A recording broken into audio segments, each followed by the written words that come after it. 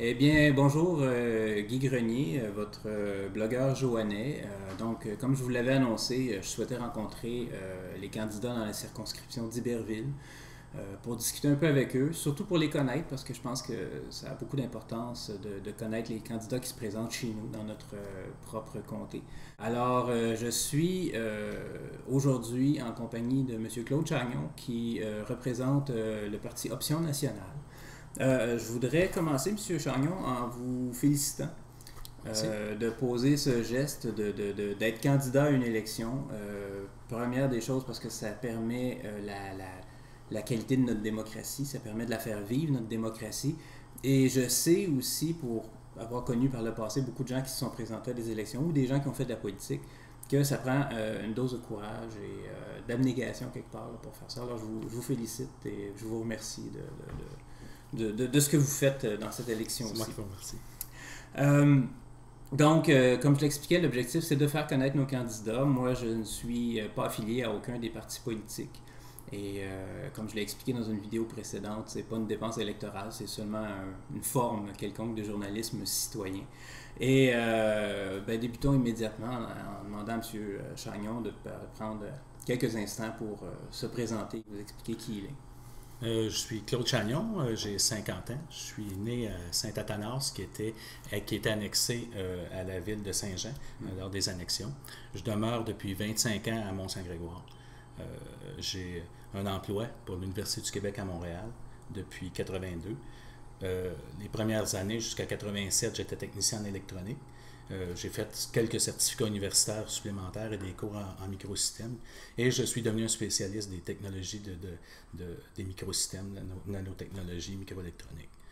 Ce qui m'a un peu amené en politique, c'est l'environnement il y a plusieurs années. Puis j'ai laissé pendant environ 4 ans de faire de la politique ou même de m'intéresser à la politique.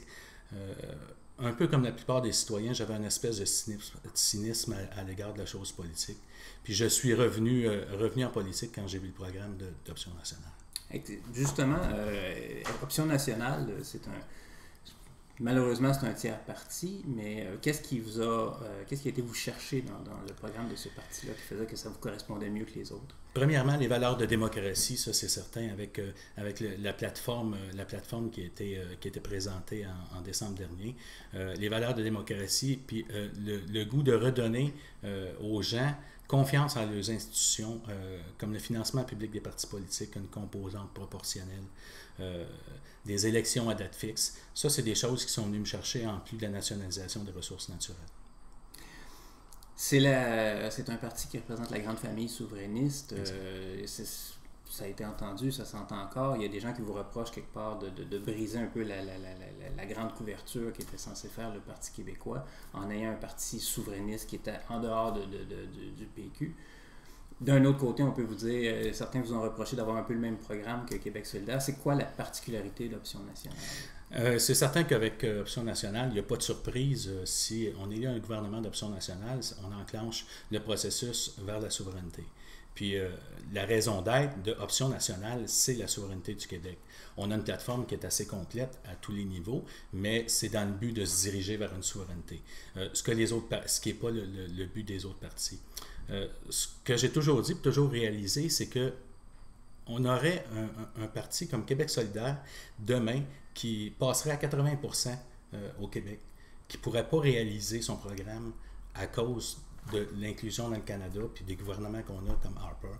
Fait que, de toute façon, on ne pourrait pas réaliser ça. C'est la différence avec Option nationale. OK.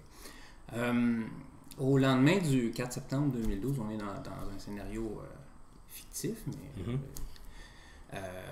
au lendemain du 4 septembre 2012, vous êtes convoqué au bureau du premier ministre Hossan et il vous dit « Je vous offre de joindre mon cabinet à titre de ministre de... » Je vous laisse compléter.